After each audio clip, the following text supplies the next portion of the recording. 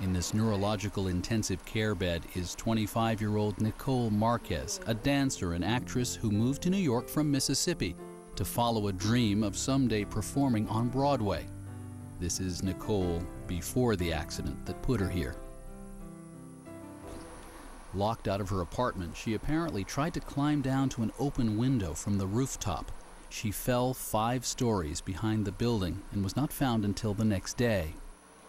Nicole broke her neck, broke her back, pelvis, ribs, punctured a lung.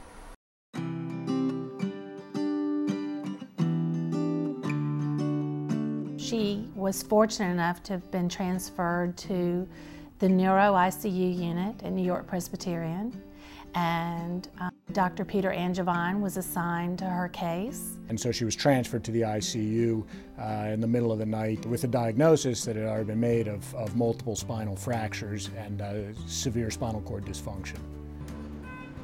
This was a healthy girl who had absolutely devastating injuries. And this ICU, I've seen nurses just rally around patients. If we get an admission, the whole room is filled. What can I do? Everybody is on the ball, just in hope that we're doing the very best we can for this patient, just to give the best outcome possible. When she initially came in, after she had been stabilized and evaluated, the first morning she was here, we took her to the operating room and we operated on her cervical fracture to decompress the spinal cord and to stabilize her neck. I had a recurring dream that I was in my apartment, and every time I went to sleep, I had this dream that I was in a hospital. I just didn't want to believe it, and then reality kind of sunk in on the 4th day, and it was, oh my goodness, I really am in a hospital. This girl really touched my heart because dancer, young girl, I wanted her to survive. I wanted her to come back to dancing. It took her a while to be aware of what had happened to her and to be able to be active in her recovery. I could see from the gestures of the doctors and the nurses that they were getting happier every day as much as I was getting better. Seeing my progress through their faces kind of kept me going. Oh, we feel for the patients, we feel for their families, but knowing that we're going to give them every opportunity to get better is what it's all about. I'm part of a team that's taking care of her as well as she can be cared for anywhere in the world. And so I think that that's critical, to have that sense and to have that hope and to transmit that to each patient. One of the things that we noticed right off the bat is that they celebrated every little accomplishment that she made. Every time a tube came out, every time something happened, we all celebrated it. She had a phenomenal drive to improve, but she never allowed herself to get muddled up in thinking too far ahead. She was happy with the day-by-day improvements. You have 2 options. You can wake up and either be in a negative mood or in a positive.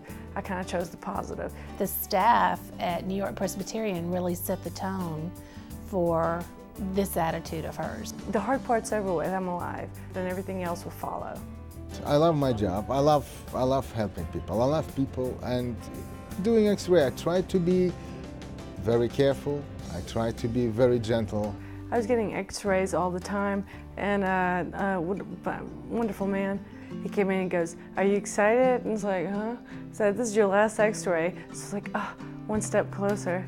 I feel proud being a part of this team. They gave me all the inspiration to get better, and seeing them say goodbye just gave me even more hope. We contributed to her recovery and to get her ready and prepared for her long rehabilitative process that would take place once she left us.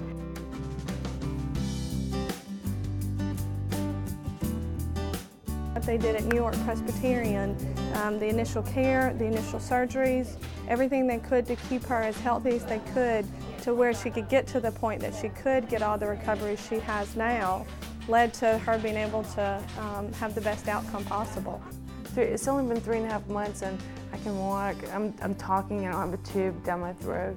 My motor skills are coming back slowly, but they're coming back. To see somebody who came in under such dire circumstances, by all measures, a poor prognosis for survival and for ultimate function, to see how far she's come, that's what it's all about.